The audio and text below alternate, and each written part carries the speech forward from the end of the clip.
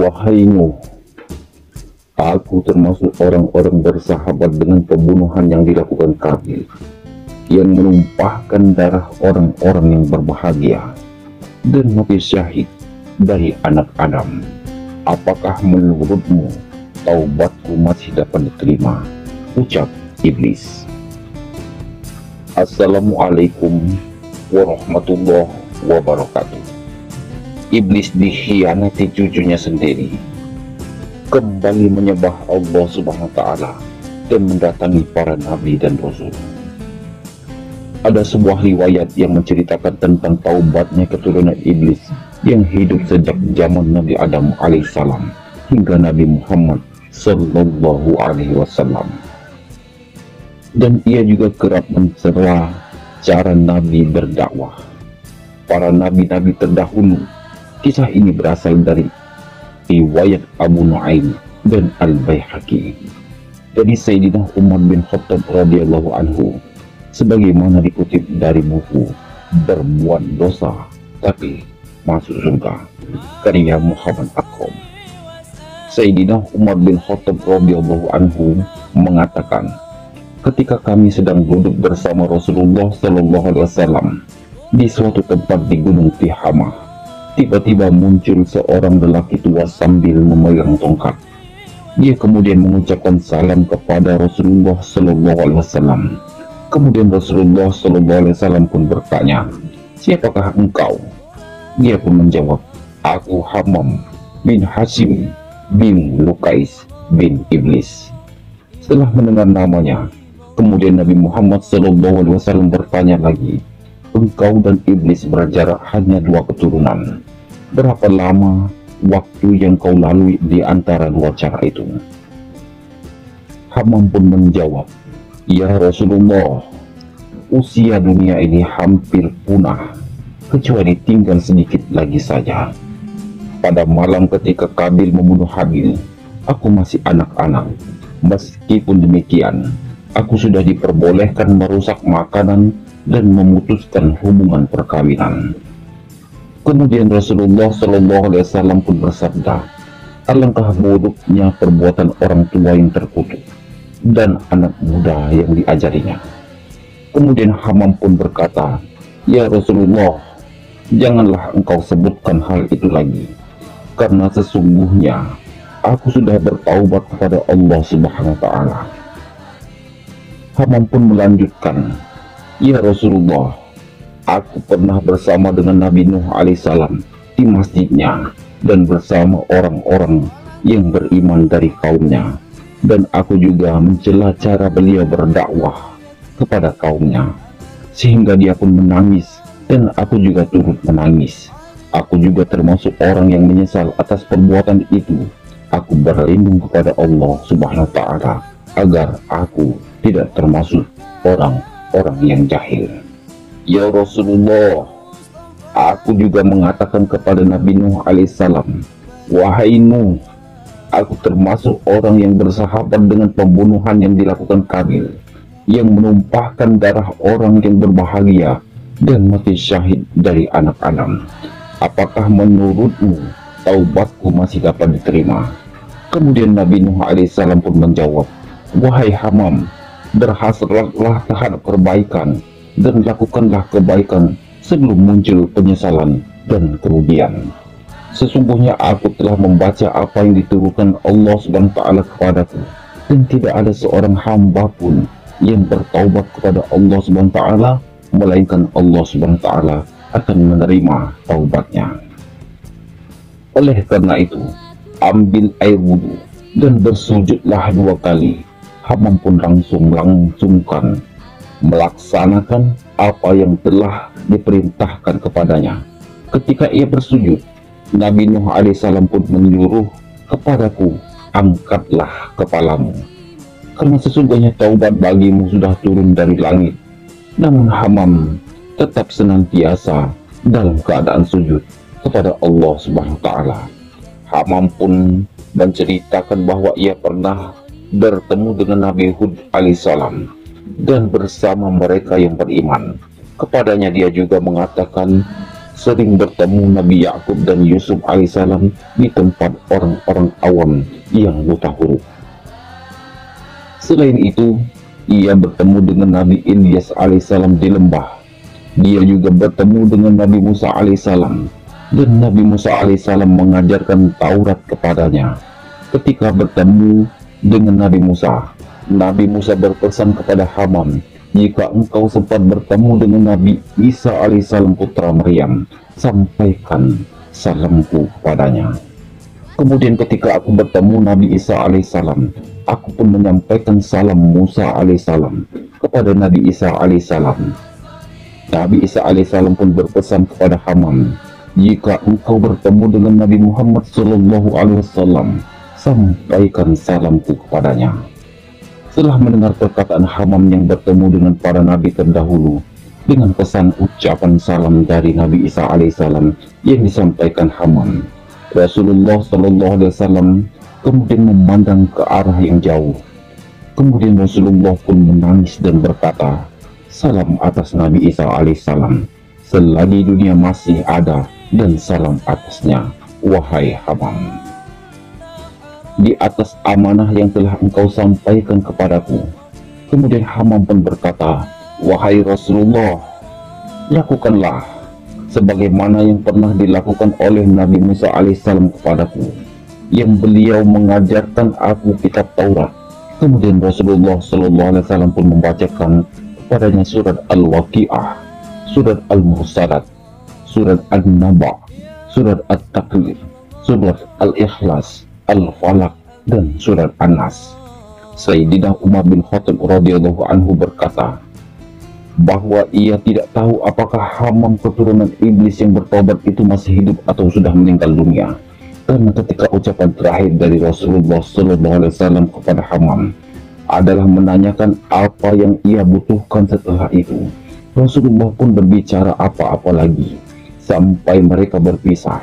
Kisah ini menyampaikan kepada kita bahwa para nabi dan rasul memiliki tugas yang sama, yaitu menyampaikan risalah dari Allah Subhanahu wa taala dan mengajak umat manusia agar hanya menyembah Allah Subhanahu wa taala. Selain itu, kisah ini juga menyampaikan kepada kita bahwa para nabi dan rasul juga memiliki satu mukjizat yang sama, yang mereka mengetahui siapa yang akan menjadi nabi setelah masanya ketika mereka meninggal dunia, yakni ketika Nabi Musa alaihissalam menyampaikan salam kepada Nabi Isa, dan Nabi Isa pun menyampaikan salam kepada Rasulullah Shallallahu Alaihi Wasallam. Keturunan iblis yang telah bertaubat. Manusia merupakan makhluk ciptaan Allah Subhanahu wa taala yang beranak pinak. Namun makhluk ciptaan Allah Subhanahu wa taala lainnya, yakni iblis, ternyata juga beranak pinak. Allah Subhanahu wa taala telah menggambarkan iblis memiliki keturunan seperti halnya manusia. Allah Subhanahu wa taala berfirman, "Dan ingatlah ketika kami berfirman kepada malaikat, sujudlah kamu kepada Adam, maka mereka pun sujud kecuali iblis. Dia adalah golongan jin. Maka dia mendurhakai perintah Tuhannya. Pantaskah kamu menjadikan dia dan keturunannya sebagai pemimpin selain aku, padahal mereka adalah musuhmu." Quran Surat Al-Kahfi ayat 50. Iblis sama halnya dengan manusia. Mereka juga membutuhkan asupan makanan dan minuman, sedangkan malaikat tidak berkembang biak, tidak makan dan tidak minum. Hal ini membuktikan bahwa iblis merupakan golongan jin dan bukan golongan malaikat. Walaupun dahulu sebelum dilaknat oleh Allah Subhanahu wa taala dan masih menjandang gelar sebagai imam para malaikat yang bernama Azazil, namun pada dasarnya iblis adalah golongan dari bangsa jin yang diciptakan dari api, sedangkan para malaikat diciptakan dari cahaya. Hal ini sesuai dengan sabda Rasulullah SAW dari Sayyidatuna Aisyah radhiyallahu anha. Berkata Rasulullah SAW bersabda, "Malaikat diciptakan dari cahaya, jin diciptakan dari nyala api, dan Adam diciptakan dari apa yang telah diterangkan kepada kalian." Hadis riwayat Muslim. Dalam kitab Sabah Al-Kutub Al-Mufidah disusun oleh Sayyid Al-Lamh Alwi bin Ahmad bin Abdul Rahman As-Sigab Al-Maki, dikatakan bahwa bangsa jin makan, minum, menikah dan melahirkan. Perbandingan ketika beranak 9:1. Abdullah bin Umar berkata, sesungguhnya Allah Subhanahu wa Ta'ala membagi manusia dan jin itu ke dalam 10 bagian. 9 bagian adalah jin dan 1 bagian adalah manusia. Tidak seorang manusia yang melahirkan seorang anak, kecuali jin melahirkan 9 anak. Hadis riwayat Ibnu Abdul Bar, Ibnu Jarir, Al-Hakam, dan Ibnu Hatim. Jika melihat perbandingannya, tentu jumlah jin lebih banyak daripada manusia. Dalam penjelasan lain, jika dijelaskan bahwa iblis atau jin berkembang dengan cara berbeda, walaupun keduanya termasuk dalam golongan jin yang diciptakan dari api. Iblis menghasilkan keturunan dengan cara bertelur. Hal ini sesuai dengan perkataan Ibnu Abbas radhiyallahu anhu. Ketika iblis diturunkan ke bumi, dia menikah dengan dirinya sendiri dan membuahkan telur yang terpisah di setiap sudut bumi. Diberikan 1 telur, jadi semua setan yang ada di bumi ini adalah dari telur-telur tersebut. Penjelasan terperinci mengenai cara iblis bertelur terdapat dalam kitab Al-Jami' li Al-Hakam, tafsir Ibnu Al-Qurtubi, yang mengatakan sesungguhnya iblis memasukkan farjinya ke farji dirinya sendiri. Jika mengeluarkan 5 butir, ini adalah asal mula keturunan iblis. Dikatakan bahwa sesungguhnya Allah Subhanahu wa Ta'ala telah menciptakan zakar pada paha kanan iblis dan farji pada paha kirinya. Dan iblis menikahkan paha kanan dan paha kirinya, maka keluarlah setiap 10 telur, dan dari setiap telur keluarlah 70 setan laki-laki dan perempuan. Lalu di manakah iblis dan keturunannya berada untuk menampung keturunannya? Iblis memilih lautan untuk menjadi istananya. Iblis memilih lautan karena wilayah lautan yang luas. Pembuktian lautan sebagai istana iblis terdapat dalam kitab Al-Bidayah wa An-Nihayah karya Ibnu Katsir. Beliau menjelaskan bahwa iblis memiliki banyak tentara dan memiliki lautan sebagai istananya. Singgasana iblis yang berada di lautan pun telah Rasulullah SAW abadikan. Rasulullah SAW bersabda kepada Ibnu Sayyad, apakah yang kamu lihat Sayyad? Melihat singgasana di atas lautan yang dikelilingi oleh beberapa ular, jawab Ibnu Sayyad. Kemudian Rasulullah SAW pun bersabda, dia telah melihat singgasana iblis. Hadis riwayat Ahmad. Itulah sobat, sepenggal kisah tentang taubatnya salah satu keturunan iblis dan juga cara iblis untuk memiliki keturunan.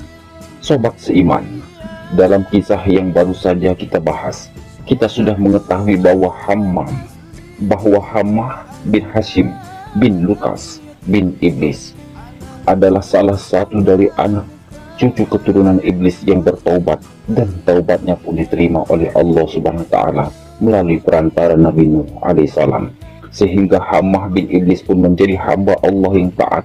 Hammah bin Iblis banyak menimba ilmu agama yang langsung didapatkannya dari nabi-nabi terdahulu. Hal ini dikarenakan setiap daerah kenabian ia selalu menemui para nabi terdahulu untuk belajar agama. Bahkan Hammah bin Iblis pun belajar kitab Taurat langsung dari Nabi Musa alaihissalam dan belajar tentang Al-Quran langsung dari Nabi Muhammad SAW. Pada kisah sebelumnya kita juga sudah mengetahui bagaimana iblis menikah hingga memiliki keturunan dan cara iblis memiliki keturunan. Namun yang perlu untuk kita ketahui selanjutnya adalah bahwa anak cucu keturunan iblis bukanlah hanya Hammah saja, namun ada beberapa lagi anak cucu keturunan iblis yang masih setia untuk membantu kakek mereka, yakni iblis laknatullah, untuk melancarkan aksinya menyesatkan umat manusia. Sobat seiman, sebelum kita sampai kepada pembahasan tentang anak cucu keturunan iblis laknatullah, ada baiknya jika kita kembali dulu ke belakang untuk mengingat kembali kisah iblis, sehingga menjadi lengkaplah duduk perkara kisah tentang iblis laknatullah dalam kitab Al-Fatih Al-Ghaib Al-Fakir Al-Razi dikatakan jauh sebelum diciptakannya Nabi Adam alaihissalam, iblis adalah pribadi yang tekun beribadah, bahkan melampaui para malaikat. Itulah mengapa para ulama sering mengingatkan agar jangan puas dan sombong dengan amal ibadah zikir dan ilmu yang kita miliki. Karena sesungguhnya dahulu iblis lebih tekun ibadahnya, lebih banyak amalannya, dan lebih tinggi ilmunya dibanding umat manusia. Bukan hanya dalam bidang ilmu agama dan amal soleh saja yang dikuasai oleh iblis, bahkan segala cabang ilmu termasuk ilmu dunia pun dikuasainya. Almarhum Syekh Jaber pernah menyampaikan bahwa iblis lebih pintar dari profesor, yang berarti ilmu seorang profesor yang bergelar guru besar pun masih di bawah iblis. Hal ini sangat masuk akal sobat, dikarenakan iblis bukan hanya menjerumuskan manusia dari kelalaian beribadah saja, tetapi juga melalui segala sisi, termasuk keilmuan duniawi, iri hati, dan kesombongan yang membuat iblis menjadi makhluk Allah yang terkutuk. Karena ketika para malaikat diperintahkan Allah SWT untuk bersujud kepada Nabi Adam alaihissalam, seluruh malaikat dengan penuh kerendahan hati melaksanakan perintah sujud tersebut. Sedangkan iblis yang dulunya bernama Azazil, yang menjadi pemimpin para malaikat, ketika itu malah menolak untuk sujud kepada Nabi Adam alaihissalam. Seperti yang kita ketahui sebelumnya, pembangkangan Azazil yang sekarang bergelar iblis laknatullah, dikarenakan iblis merasa lebih mulia dari Nabi Adam alaihissalam karena ia diciptakan dari api, sedangkan Nabi Adam alaihissalam hanya dari tanah. Karena arogansi dan pembangkangan, yaitulah iblis diusir dari surga. Ia mendapat laknat dari Allah SWT selama-lamanya hingga hari kiamat. Dan inilah kisah awal Azazil yang dikutuk menjadi iblis laknatullah dan diusir dari surga. Mulai saat itu, iblis secara terang-terangan menyatakan permusuhan kepada Nabi Adam alaihissalam dan anak cucunya. Bahkan menurut para ulama, kebencian iblis kepada anak cucu Adam alaihissalam jauh lebih besar daripada kebencian dengan Nabi Adam alaihissalam. Kebencian iblis kepada anak cucu keturunan Nabi Adam alaihissalam lebih besar dibandingkan Nabi Adam alaihissalam sendiri, dikarenakan setelah wafat Nabi Adam, Allah Subhanahu wa Ta'ala mengutus 124.000 nabi dan 315 rasul untuk mengajar umat manusia yang berstatus sebagai anak cucu keturunan Adam alaihissalam agar tidak terjerat di tipuan iblis dan hanya menyembah Allah Subhanahu wa Ta'ala dengan beribadah dan berbuat amal kebaikan. Di dalam hadis Imam Ahmad, Abu Umamah berkata, "Aku bertanya, ya Rasulullah, ada berapakah jumlah nabi?" Rasulullah SAW bersabda, "Ada 124.000, dan di antara mereka ada rasul sebanyak 315 rasul. Mereka sangat banyak." Hadis riwayat Ahmad. Kemudian setelah masa kenabian telah selesai, perjuangan Nabi untuk mengajak umat manusia, cucu-cucu keturunan Adam alaihissalam, untuk menyembah dan taat kepada Allah SWT ternyata belum berhenti. Masih ada para ulama, para wali-wali Allah, para ustadz, da'i, dan untuk melanjutkan dakwah para nabi. Hal ini membuat iblis semakin geram, dan yang paling parah lagi adalah ketika anak cucu keturunan Adam alaihissalam sudah bertahun-tahun terjerumus ke dalam dosa, ketika ia bertobat dan memohon ampunan kepada Allah Subhanahu wa Ta'ala, maka segala dosa yang pernah dilakukannya dihapuskan dan mendapatkan ampunan dari Allah Subhanahu wa Ta'ala, sehingga sia-sialah usahanya selama ini menjerumuskan keturunan Nabi Adam alaihissalam ke dalam lembah dosa dan maksiat. Inilah alasan mengapa iblis benci kepada anak cucu Adam daripada kepada Nabi Adam alaihissalam sendiri. Hammah bin Iblis adalah salah satu keturunan iblis yang berkhianat kepada kakeknya dan memutuskan untuk kembali menjadi hamba Allah yang taat setelah mendapatkan ilmu dan nasihat dari nabi-nabi terdahulu hingga Nabi Muhammad. Namun seorang pakar tafsir terkemuka Imam Mujahid, sebagaimana dikutip Syekh Abdul Rais Al-Munawi, menyebutkan bahwa iblis memiliki keturunan dan prajurit yang terstruktur dan mereka bekerja sesuai dengan tugas yang diberikan kepada mereka. Inilah anak cucu keturunan iblis yang setia kepada kakek mereka, bukan seperti Hamzah bin Iblis yang berkhianat. Keturunan iblis yang setia itu adalah pertama Al-Sya'bu bin Iblis. Ia memiliki tugas yang berurusan dengan segala bentuk cobaan yang menimpa manusia. Setiap kali manusia mendapatkan cobaan, Al-Sya'bu akan membuatnya tidak sabar menerimanya. Segala ekspresi berlebih jika kalau mengalami musibah, seperti menangis, histeri, depresi, mengamuk, dan tradisi jahiliyah lainnya sangat berhubungan dengan pengaruh Al-Sya'bu bin Iblis. Yang kedua, Al-Awar bin Iblis. Ia bertugas di bidang tindak asusila. Cucu iblis ini yang mengajak manusia untuk melakukan hubungan seks bebas dengan lawan jenis. Al-Awar memberikan hasrat yang tinggi di bagian kemaluan pria dan wanita untuk menumbuhkan gairah melakukan hubungan terlarang. Yang ketiga, Al-Sa'ud bin Iblis. Inilah mungkin cucu iblis yang paling berhasil di bidangnya. Cucu iblis yang satu ini bekerja di bagian pemberitaan. Ia berperan meracuni sebuah berita dengan penuh kedustaan. Maraknya penyebaran isu-isu yang tidak jelas dasar kebenarannya merupakan andil besar dari cucu iblis yang satu ini. Yang keempat, Al-Da'sim bin Iblis. Ia berperan menghancurkan keharmonisan rumah tangga pasangan suami istri. Pengaruhnya akan semakin cepat menjalar jika suami hendak memasuki rumah tanpa terlebih dahulu mengucapkan bismillah dan salam terhadap keluarga yang ada di rumah, atau tidak dalam keadaan kondisi berzikir. Yang kelima, Az-Zalanbur bin Iblis. Ia selalu standby di pasar-pasar. Cucu iblis yang ini yang membuat para pembisnis di pasar rentan melakukan tindakan penipuan dan kecurangan dalam transaksi. Janji-janji palsu pedagang terhadap konsumen merupakan tipu daya dari iblis ini. Yang keenam, Al-Wahan bin Iblis. Keturunan iblis ini bertugas mengganggu urusan bersuci manusia. Setiap manusia dibuatnya selalu ragu-ragu dan was-was saat berwudu atau beraktivitas taharah lainnya. Al-Wahan juga mempengaruhi setiap untuk menggunakan air secara berlebihan. Yang ketujuh, Al-Kanzab bin Iblis. Keturunan iblis yang satu ini secara khusus mengganggu ibadah sholatnya manusia, karena cucu anak Adam alaihissalam dibuatnya malah sholat, melanggar etika sholat, melakukan hal-hal yang membatalkan sholat hingga tidak khusyuk saat sholat.